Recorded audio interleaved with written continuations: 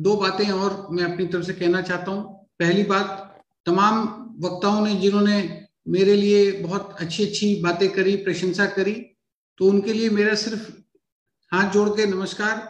और प्लस एक जानकारी कि ये मुख्यमंत्री जी जो आपके सामने बैठे हैं, इन्होंने मुझे आज यहां तक पहुंचाया, इन्होंने मुझे आज इस रूप में बनाया।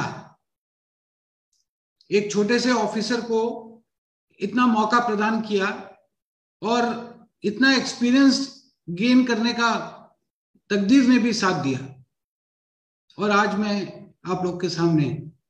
दूसरी बात, कई लोग बहुत सारी बातें कहना चाहते थे और उनको हम मौका नहीं दे पाए, उनसे मैं माफी चाहता हूं। मुख्यमंत्री जी जरूर दोबारा फिर समय निकालेंगे और हम लोग फिर से उनके साथ एक बार और रूबरू होंगे, फिर नए लोगों को मौका देंगे। आज के लिए माफी चाहता हूं और मैं अपनी तरफ से सारे प्रवासियों को उनके अभूतपूर्व योगदान के लिए व्यक्तिगत तौर पे धन्यवाद। और इन शब्दों के साथ मैं माननीय मुख्यमंत्री जी को उनके आशीर्वचन के लिए और आज के प्रोग्राम के लिए आमंत्रित करना चाहता हूं।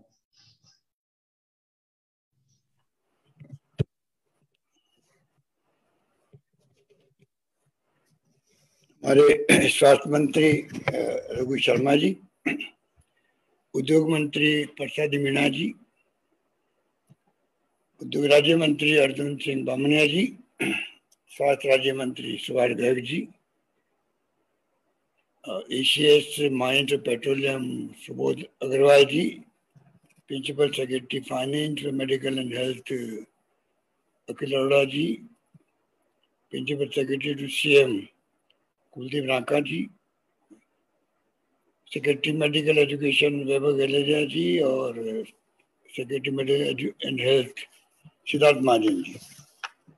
ये डॉक्टर भंडारी साहब बैठे हुए यहाँ पर साथ में जो हमारे जिन लोगों ने विभिन्न मुल्कों से जुड़कर के आज इस प्रोग्राम भाग लिया, चाहे कनक भूलिया जी हो, दिनेश कोठारी जी हो, सपना भूताड़िया जी हो, श्याम चंद्र जी पोदार साहब हो, नंदी मेहता जी, कपिल लखोटिया जी, राजेश चपलोच जी, प्रवीण मेहता जी, कैलाश मलदुगर साहब, नगेंद्र सिंह जी, कृष्णा स्वर्णा जी, दीप्ति सिंह जी, अनिल पुरोहित जी, भावना शर्मा जी, अमृत हुसैन साहब, डॉक्टर ब्रह्मा साहब और डॉक्टर पुरोहित साहब और पंकज जी, और भी कई लोग थे।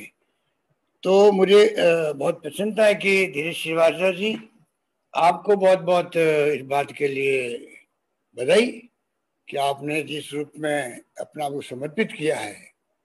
ये संगठन तो 15 साल पहले बन गया था, तो जो 15 साल में काम नहीं हुआ वो आपने 1 साल में करके दिखा दिया, इसलिए आप साधुवाद के पात्र हो। जब तक कमिटमेंट नहीं होता कोई काम के प्रति, तब तक ये संभव नहीं है। और जितने लोग जुड़े हैं, अभी हमारे मंत्री जी भी कह रहे थे, स्वास्थ्य मंत्री जी भी, प्रसाद मीणा जी भी कह रहे थे, ये तो हमारे अपने हैं, पर जो लोग जुड़े हैं उन सब ने आपको कॉम्प्लीमेंट दिया।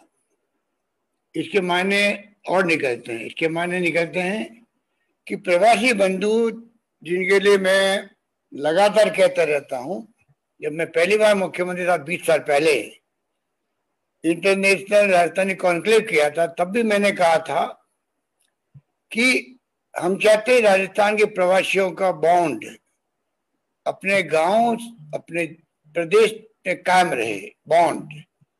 हमने ये मांग नहीं की कि आगे आगे इन्वेस्टमेंट करो, तो हम जानते हैं इन्वेस्टमेंट तभी कर पाएंगे तब रिटर्न्स मिलेगा उनको।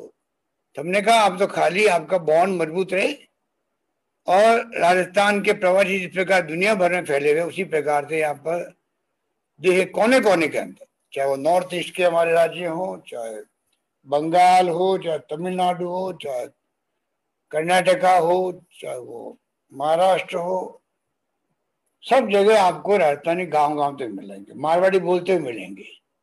इस तरह के माहौल के अंदर राजस्थानी अपने चाहे 100 साल पहले गए हों और चाहे 50 साल पहले गए हों, चाहे नेपाल गए हों, चाहे दुनिया किसी मुल्क में गए हों, हमेशा वो अकाल में, सूखे में, तकलीफ में याद करते हैं अपने गांव को भी और अपने प्रदेश को भी, अपने देश को भी। आज आपने सिद्ध कर दिया कि वास्तव में आपका कितना बड़ा प्रेम है, क्योंकि आपको लगा कि धीरेश श्रीवास्तव जैसा व्यक्ति मिला है जिस लाल को दो बड़ी बात कर सकते हैं, सुख दुख में काम आएगा, सरकार तक बात पहुंचानी होगी तो पहुंचाने का एक जरिया मिल जाएगा। ये भी एक शौक की बात होती है व्यक्ति के लिए। जब तक शौक नहीं हो, कमिटमेंट नहीं हो, तब तक ये संभव नहीं है। इससे लगता है कि जो आपके दिल में, चाहे आप कितने ही सालों से बैठे हो कहीं पे भी, पर दिल में एक जज्बा है कि हमें हमारे प्रदेश की, हमारे देश की हमें चिंता रखनी चाहिए। वो चिंता झलक रही थी आप सबके बातों से, चाहे डॉक्टर्स हो चाहे नॉन डॉक्टर्स हो। गोलियारी को मैं जानता हूँ बचपन से। कई लोगों ने बचपन के यादें ताजा की मेरे साथ में, चाहे वो इलेक्शन लड़ने की बात हो यूनिवर्सिटी के अंदर, और चाहे हमारे बचपन में भावना हो चाहे कोई हो, जिन्होंने मुझे बारे में सुना है और कोट कर दिया, तो इसके अपने मायने है कि किसी ने सुना है, किसी ने देखा है, और आज हम लोग जुड़े हैं वीसी के माध्यम से। लंबा इतिहास बन गया। मेरे पूर्व वक्ताओं ने सब बातें आपको कह दी, डॉक्टर भंडारी जी ने कह दिया। राजस्थान के बारे में मुझे भी गर्व है। जिस प्रकार कोरोना के बारे में जो मैनेजमेंट हुआ, वो हमने तमाम विपक्षी पार्टियों को साथ लिया, धर्म गुरुओं को लिया, एक्टिविस्ट को लिया, एनजीओ को लिया, आम जनता को लिया, और मैंने कहा भूखा कोई नहीं सोएगा, नारा दिया मैंने पहले, 1 साल पहले। और शायद आपको मालूम पड़ा होगा, राजस्थान में वो माहौल बना, पूरे प्रदेशवासी उठ खड़े हुए, हर व्यक्ति ने एक दूसरे की मदद करी। खाना पहुंचाना हो, पक्का कच्चा, या मदद करनी और ढंग की, सब लोगों ने अपने तरीके से कोई कमी नहीं रखी। सरकार ने भी कैश में, काइन में लाखों लोगों की मदद की। और दूसरी जो ये वेव आई है, इसकी किसी को अंदाज नहीं था, ना केंद्र सरकार को था ना किसी को था। इतनी घातक आई है कि गांव तक पहुंच गई, पिछली बार नहीं पहुंची थी। जल्दी फैलती है, तेजी से, युवाओं में, बच्चों में फैल रही है, मृत्यु दर बढ़ गई है, रिकवरी रेट थोड़ी कम हो गई, जो हम 98 तक ले गए थे पहले। तो सब तरीके से जो काम हमारे यहाँ किया अधिकारियों ने, मैं समझता हूँ कि जो ब्यूरोक्रेट थे जिनको जो काम सौंपा गया, चाहे हमारे मेडिकल फेटर्निटी है उन्होंने, चाहे पुलिस वाले भी क्यों नहीं हो, पुलिस के कांस्टेबल तक ने भी खाने पीने में काम किया घर घर में, जब लॉकडाउन बंद थे सब लोग। इस प्रकार से हम लोगों ने बहुत शानदार तरीके से मैनेजमेंट किया। हमारा भीलवाड़ा मॉडल तो राजस्थान के अलावा पूरे देश के अंदर, दुनिया तक पहुंचा। इस प्रकार से शानदार तरीके प्रबंधन हुआ। दूसरे प्रबंधन में ऑक्सीजन की कमी हो गई, क्योंकि एक साथ में 80% लोग वो आए जिनको ऑक्सीजन की जरूरत थी। पहले फेज में 20% मुश्किल से आया होंगे जिनको आईसीयू और वेंटिलेटर की जरूरत पड़ी हो। इधर आराम से निकल गया वो टाइम। इस बार तो जो आया उसको high flow oxygen, ventilator, ICU की जरूरत। तकलीफ हुई हमें, क्योंकि ऑक्सीजन की कमी पूरे देश में पड़ गई। मैनेजमेंट भारत सरकार ने अपने हाथ में ले लिया, चाहे रेमडेसिविर दवाई हो चाहे वो दूसरी अन्य दवाई हो, पर फिर भी टाइम मुश्किल का निकला। अब जाके थोड़ी राहत मिली है, क्योंकि करीब करीब सब राज्यों ने लगा दिया लॉकडाउन कुछ तरीके से। उससे अब जो मैं समझता हूँ कि पॉजिटिव केस कम आने लगे हैं, मृत्यु कम होने लगी है, और रिकवरी रेट भी अच्छी हो गई है। तो कुछ समझ गए मामले। और आपने जो सहयोग किया है प्रवासियों ने, चाहे कम किया है ज्यादा किया है, मैं उसमें नहीं आना चाहता, पर जो आपकी भावना है सहयोग करने की, हमारे लिए वो महत्व रखती है। हमारे लिए वो महत्व रखती है कि वहां बैठे हुए इंसान अगर चिंता ही प्रकट करे तब भी हमारे लिए तो वो बहुत बड़े डोनेशन की तरह है, क्योंकि वो हमने जुड़ा हुआ है और वो हम चाहते हैं। इस रूप में मैं समझता हूँ कि प्रवासियों ने कोई कमी नहीं रखी। पूरे दुनिया के मुल्कों के मैसेज आए, जो संभावना थी, संभव था, चाहे अमेरिका हो, चाहे वो इंग्लैंड हो, चाहे दुबई हो, चाहे कोई मुल्क कोई भी हो, छोटा बड़ा मुल्क हो, सबने अपने तरीके से, कोई ऑक्सीजन प्लांट लगाने की बात कर रहा है, कोई ऑक्सीजन कंसंट्रेटर लगाने की बात कर रहा था, लगा भी दिए। दुबई से तो दिनेश कोठारी जी ने और सब साथियों ने टैंकर भेज दिए, ऑक्सीजन के टैंकर भेज दिए। तो मैं समझता हूँ कि किन किन के नाम मैं लूँ, सब लोगों ने कोई कसर नहीं छोड़ी और उसी रूप में यहाँ के प्रदेश वासियों हौसला बढ़ा कि राजस्थान की मुसीबत के वक्त में हमारे प्रवासी बंधु हमारे साथ खड़े हैं। रिश्ता जो आपसे कायम हुआ डोरी के माध्यम से, ऐप बनाया आपने, मैं उम्मीद करता हूँ कि ऐप बहुत ही कामयाब होगा, बहुत पॉपुलर होगा। और डॉक्टर भंडारी जी तो हमेशा बात करते रहते हैं, चाहे वो राजमहल के लोग हों, चाहे आपी के लोग हों, अमेरिका के, हम सब जुड़ के दुनिया भर के जो हमारे लोग हैं, देश के नागरिक हो चाहे प्रदेश के नागरिक हो, तो डॉक्टर्स हो चाहे नॉन डॉक्टर्स हो, हम चाहेंगे कि राजस्थान फाउंडेशन के माध्यम से जो नेटवर्क बनाया गया है, ये शुरुआत हुई है और मजबूत हो, हम लोग आपस जुड़े रहें। और क्योंकि आप 7 समुद्र पार बैठे हुए हो, इसलिए कोई तकलीफ आपको आती है वहां पर, तो हमारी चिंता का विषय होना चाहिए, सरकार के लिए भी, समाज के लिए भी। और उम्मीद करता हूँ हम ये भावना लेके चलेंगे तो उससे हम लोग और ज्यादा मजबूती के साथ में जुड़े रहेंगे और हमारे राजस्थान प्रदेश की भी मान सम्मान बढ़ेगा दुनिया के अंदर। जितना ज्यादा हम लोग कामयाब होंगे सेवा के अंदर, हमने कहा अभी धर्म हमारा सिर्फ इंसानियत होना चाहिए, कोई जाति, कोई वर्ग, कोई विचारधारा वो तो पीछे है। सिर्फ और सिर्फ मानव हमारे सामने खड़ा है, चाहे कोई पार्टी का हो, कोई विचारधारा का हो, कोई जाति का हो, कोई धर्म का हो, हम उसको कह रहे बचाए, उसकी कह रहे इमदाद करें, मदद करें, ये हमारा धर्म बनना चाहिए। उस रूप में हम लोग लगे हुए हैं। मैं आपको विश्वास दिलाता हूँ, हमने फ्री मेडिसिन, फ्री अभी टेस्ट की बातें की हमारे स्वास्थ्य मंत्री जी ने, और मैं समझता हूँ कि जब से वो स्वास्थ्य मंत्री बने हैं, जब से लगातार लगे हुए हैं और चैलेंज उनके सामने आ गया। स्वास्थ्य मंत्री बनते ही 1 साल भर के अंदर तो ये कोविड आ गया, तो आज 14 महीने से 15 महीने से हम लोग सब लगे हुए हैं, रात दिन एक किए हुए हैं। गांव गांव में PHC CHC तक पहुंचे, गांव गांव में घर घर में छेलिए हो रहा है, दवाइयाँ पहुंच रही, पैकेट पहुंच रहा है। और मैं समझता हूँ कि आप सबके सहयोग से हम लोग अवश्य कामयाब होंगे। और चिरंजीवी योजना जो हमने बनाई है, 5 लाख तक का फ्री बीमा कैशलेस, ये अद्भुत प्रयोग है राजस्थान के अंदर, पूरे प्रदेशवासियों के लिए फ्री है। ये जो पैसे वाले हैं वो 850 रुपये देंगे सिर्फ, जो प्रीमियम है बीमा का उसका आधा पैसा देंगे, सिर्फ 850 रुपये। कोई 1/5 आबादी होगी मुश्किल से, उन्हें सभी लोगों के लिए ये निःशुल्क है।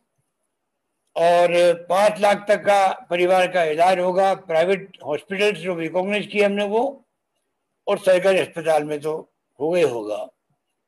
जो व्यक्ति भर्ती होगा ऑपरेशन के लिए, इलाज के लिए, उसके 5 दिन पहले से ही, और भर्ती होने के बाद जब ठीक होकर जाएगा उसके 15 दिन बाद तक का खर्चा सरकार उठाएगी इंश्योरेंस के माध्यम से। इस प्रकार के बहुत शानदार एक अभिनव प्रयोग किया है। मैं उम्मीद करता हूं कि वो प्रयोग हमारा बहुत कामयाब होगा और पूरा इन्वेस्टमेंट 95% भारत सरकार तो 5% देगी, मुश्किल से 300 करोड़ भी देगी, जो उनकी खुद की योजना है उनके लिए। बाकी पूरा पैसा राजस्थान सरकार खुद उठाएगी। और हम लोग जिस प्रकार बच्चों के इंजेक्शन लगा रहे हैं करीब 3000 करोड़ रुपये खर्च करके 18 साल के प्लस के, उसी ढंग से चिरंजीवी योजना बहुत शानदार योजना है। आखिर में आपको खाली एक ही बात कहना चाहूंगा, वैक्सीनेशन की बात करके अपनी बात समाप्त करता हूँ। सोशल सिक्योरिटी हम करेंगे ही करेंगे। जो बच्चे ऑर्फन हो गए हैं, जो माता पिता चले गए कोविड के अंदर, या जो अर्निंग मेंबर का वो चला गया, उनका सब सर्वे करवा रहे हैं परिवार का। हम चाहेंगे कि सोशल सिक्योरिटी का काम भी हम करें, मजदूरों का, गरीबों का, रेवड़ी वालों का, ठेले वालों का जो रिक्शे वाले का, वो हमारे ध्यान में है। कोविड के अंदर नॉन कोविड पेशेंट है, उनके लिए अलग मोबाइल चलती वैन्स गाँव के अंदर भी, शहरों में, उनका भी ध्यान रखा जा रहा है। वैक्सीनेशन का काम जो है उसमें हमारे देश के अंदर थोड़ा पीछे रह गए हम लोग। टाइमली वैक्सीन के ऑर्डर दिए नहीं थे, थोड़ी आलोचना भी हो रही है भारत सरकार की इसको लेके, और अब भार डाल दिया है राज्य सरकारों पर, उसकी आलोचना भी हो रही है।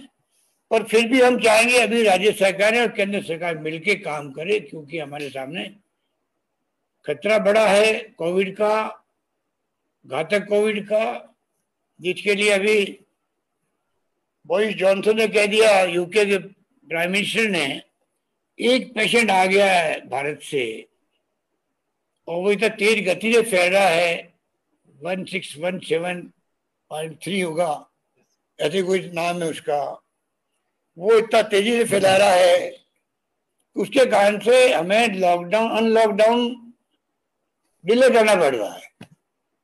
आप कल्पना कर लीजिए कितना घातक ये कोरोना फैला हुआ है।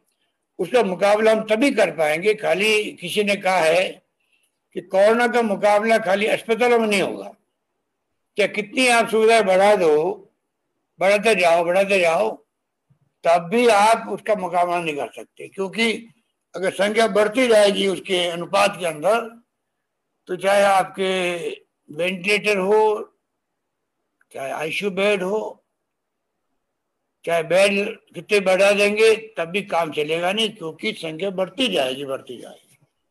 आखिर में आपको संख्या को रोकना पड़ेगा, रुकेगी या तो लॉकडाउन से, सोशल डिस्टेंसिंग से, मास्क से लगे प्रोटोकॉल जो है आपका कोविड का, उसको अपनाने से रुकेगी, या फिर रुकेगी वैक्सीन से। कम से कम वैक्सीन लगने के बाद में अगर अटैक होता भी है तो माइल्ड होता है, ये तो आपने सुना होगा, देखा होगा, समझा होगा, अनुभव किया होगा। तो ये तमाम बातें हमारे जहन में हैं। हम आपसे ये अपील करेंगे आपके जहन में, क्योंकि 2 वैक्सीन को अभी अलॉट किया है हिंदुस्तान के अंदर, हम भारत सरकार पे दबाव बनाए हुए हैं, आप 10-20 कंपनियों को दीजिए यहाँ वैक्सीन बनाने की छूट, चाहे कानून में बदलाव लाना पड़े तो बदलाव लाइएगा, और जो बड़ी कंपनियां बना रही है उनके साथ में आप एग्रीमेंट करवाइएगा, 15-20 कंपनियां बनाए एक साथ में, क्योंकि हिंदुस्तान 130 करोड़ की आबादी का मुल्क है। 130 करोड़ की आबादी किसे कहते हैं?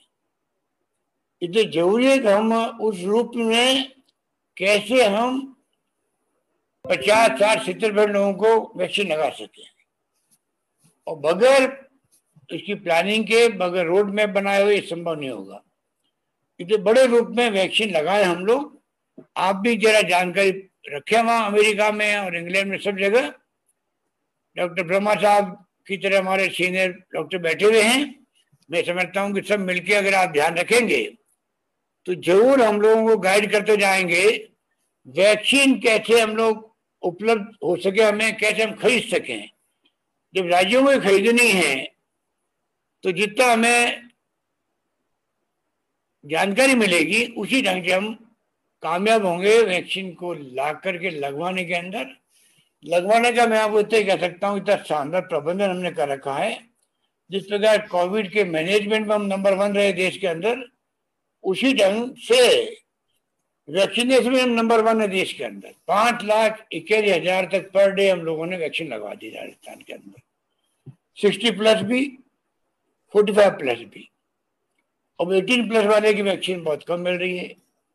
ये हमें इंतजाम खुद को करना है। मैं उम्मीद करता हूं कि उसमें जो हमारे प्रवासी जो भाई बहन हैं, डॉक्टर्स हैं, उसकी जानकारी प्राप्त करते रहेंगे, और हो सकता है समय के साथ साथ में बाहर की वैक्सीन आने लग जाएगी। अभी तो मेरे ख्याल अमेरिका भी अलाउ नहीं कर रहा होगा, पर 2 वैक्सीन अभी अलाउ की गई है, एक तो रशिया से, एक और वैक्सीन दूसरी है मेरे ख्याल से अमेरिका की होगी, मॉडर्ना। रशिया से कौन सी? वो कंसिडरेशन चल रहा है, कंसिडरेशन चल रहा है, का अंडर प्रोटेक्शन, इंडियन जाइडस की अंडर प्रोटेक्शन। जाइडस एक और कंपनी है इंडिया में, उसकी अंडर टेस्टिंग चल रही है। मैं उम्मीद करता हूं कि हम लोग सब मिलकर के इस वैक्सीन के काम को मैं चाहता हूं कि ज्यादा तवज्जो हम देवें। कोविड पे आके तो हम लोगों ने अभी लॉकडाउन का रखा है, इसको आजकल हम बढ़ाएंगे, सब व्यवस्था हम लोग कर लेंगे। इंफ्रास्ट्रक्चर मजबूत बना दिया हम लोगों ने, जीरो था टेस्टिंग, आज हमारे 1 लाख 1.5 लाख तक हम पर डे करने की कैपेसिटी में आ गए। सब कुछ किया, हमारे कोई कमी नहीं है राजस्थान के अंदर। परंतु मैं समझता हूं कि वैक्सीन जो है उसमें हम लोग चाहेंगे कि आप लोग थोड़ा ध्यान रखें। यही बात कहता हूं मैं पुनः आपके राजस्थान फाउंडेशन को भी, और तमाम डोरी जो नई बनी संस्था, उनके तमाम साथियों को मैं उम्मीद करता हूं कि सब मिलकर के हम लोग आगे बढ़ेंगे। और कोवैक्सीन अभी तो भारत की है, भारत कोविशील्ड 2 वैक्सीन भी काम आ रही है, स्पुतनिक और जायडिस ये भी कोशिश हो रही है। तो हम लोग चाहेंगे कि सब मिलकर के इस कोरोना की जंग से हम लोग कामयाब हों, जीतें।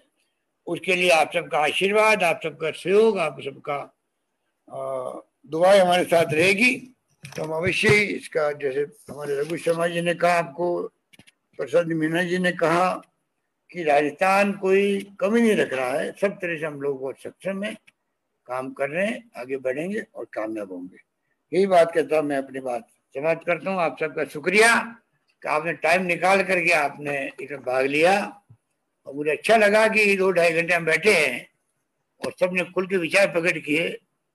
मैं बहुत प्रभावित हुआ आप सबसे, एक से बढ़ के एक आप लोगों ने अपनी बात कही है, मैं बहुत इम्प्रेस हुआ हूँ। धन्यवाद, जय हिंद, धन्यवाद। Thank you sir.